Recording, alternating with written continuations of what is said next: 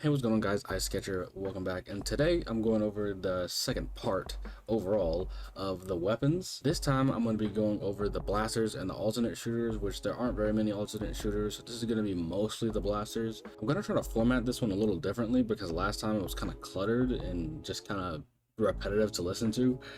So yeah, this one I'm going to try to format it a little bit differently, not too much differently, but a little bit differently to make it a little bit more easier to watch.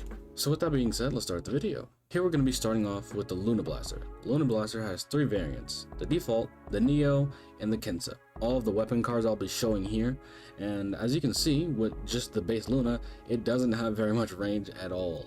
It has a lot of damage and a really low fire rate, but its range is the worst out of all the blasters by far. This thing is a guaranteed 2-shot kill, 1 shot if you get the sweet spot, and is overall kind of a Slayer type weapon. Like all blasters, or like most blasters, this weapon doesn't ink very well at all. The next weapon we're going to be going over is the Blaster. This is the default blaster of the game, and it only comes with 2 variants, one being the default blaster and one being the custom. I'm going to put the 2 cards up here on the screen, and as you can see, this weapon has more range, the same impact, and the same fire rate pretty much. The fire rate is only very slightly slower than the Luna Blaster, but they're both really slow, making the weapon not really good for inking at all. As well as the Luna, this is also a Slayer type weapon. If you've played through the Splatoon 2 story with the Blaster, then it gives you the Hero variant. This is no different from the default Blaster variant, it's just a reskin of the weapon. Next up is the Range Blaster. This weapon, unlike the normal blaster, has a lot more range, but a slightly slower fire rate. The Range Blaster comes with 3 different variants, and I'm going to be showing those up on the screen right now. These 3 variants are the default blaster, the custom Range Blaster, and the Grim Range Blaster.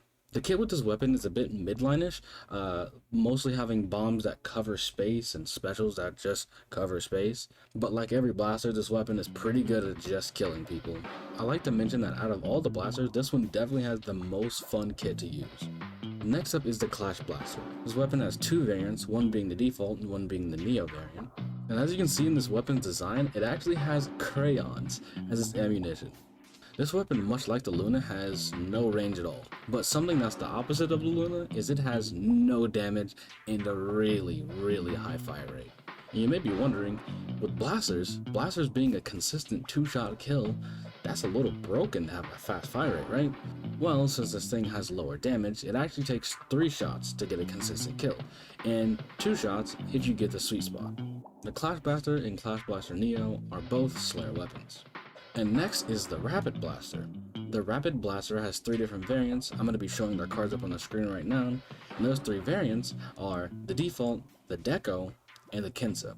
If you look at the stats of this weapon, you can see that it specializes in range. Overall, the stats are pretty balanced, but range is definitely the best one. It has decent damage and a decent fire rate. Even though it's a Rapid Blaster, the fire rate is not even close to the Clash Blasters. This weapon is a consistent 3-shot and a 2-shot if you hit the sweet spot. Next is the Big Brother variant of the Rapid Blaster, and that is the Rapid Blaster Pro. This weapon has 2 variants, and I'm going to be showing the cards up on the screen right now. Those 2 variants are the default and the Deco. This weapon has range. It almost maxes out completely on range. It has less fire rate than the normal Rapid, but the impact is the exact same. With range like that, this weapon can kind of be in between with a midliner and also a backliner. It has a lot of range. In some cases, you can even have more range than the longest range shooter in the game, the Squelcher. Now we're at the alternate shooters. These are shooters that aren't exactly like the automatic shooters that I went over at last video. These shooters have either a burst fire or a tap fire or something like that. And since this is such a small category, I decided to put it in with this video since they come right after the blasters anyway. And to start off that list, this is going to be the L3 Nozzle Nose. The L3 Nozzle Nose is a 3-round burst shooter. It comes with 3 different variants, and I'm going to be putting those cards up on the screen right now. Those 3 variants are the L3 Default, the L3 Dolphin, and the Kinsa L3. This weapon has slightly less range than the Splattershot Pro, but this weapon has significantly less damage than the Splattershot Pro. It takes 4 shots to kill, and since this is a 3-round burst weapon, it actually takes 2 bursts to kill. The fire rate is quite high though, so don't worry about missing shots with this weapon. This weapon is very good and is mostly played in the Slayer role. Next up is the bigger version of the L3, and that is the H3. The H3 has 3 different variants, and I'm going to be putting them up on the screen right now. Those 3 variants are the default, the dolphin, and the cherry. This weapon has more range than the L3, more damage than the L3, but a slower fire rate. This is the only one burst weapon in the entire game. All it takes is 3 shots to kill, and when you do get 3 shots, it actually cues a different noise than usual. This weapon inks a lot, especially for a weapon with a slow fire rate like it has. This clearly puts it in the midline because it can ink a lot, and all its subs are really good for the midline. Another reason this weapon is really good is because it gets kills pretty easily. I must say though, this weapon is pretty difficult. It's actually one of the harder weapons in the game because getting that 1 burst is really what you have to do to make this weapon good. Just getting the 2 shots then the 1 shots, or the 1 shot and then the 2 shots isn't very good for this weapon TTK, and TTK stands for time to kill. What makes this weapon really good is its ability to kill even faster than the Splattershot Pro. And even with that, it inks a lot more than the Splattershot Pro. The only reason why you don't see the nozzle nose as much is because it's a really hard weapon to use. And that brings me to the last weapon, which is the Squeezer. This is the first weapon that we've came across that is completely new to Splatoon 2. This weapon didn't even get released on launch. This weapon was released way later in the game's life. It comes with 2 variants, and I'm going to be showing those cards up on the screen right now. These variants are the default Squeezer and the foil Squeezer. The way this weapon shoots is pretty weird. If you just tap it, it's a tap fire weapon with more range than even the Splattershot Pro. But if you hold down your shots, you get 1 long range shot, you wait a little bit, and after that, you get a fully automatic normal splatter shot. In a way, this weapon kind of has a built-in selector switch. If you tap fire, it makes it really good at killing, making it a 3 shot and having more range than the Splattershot Pro.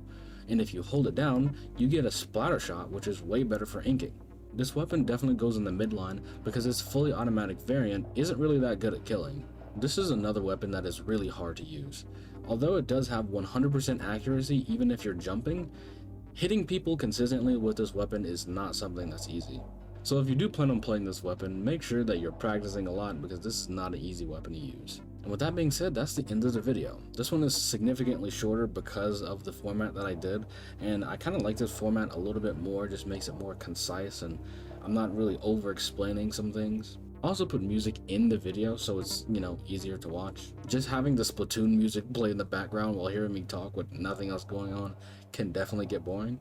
And also putting up the weapon cards was a good touch that I decided to do. It gives you something else to look at aside from just me. Also using gameplay in the background and not really using my face much in this video. So with that being said, I'm going to see you guys in the next one. Peace.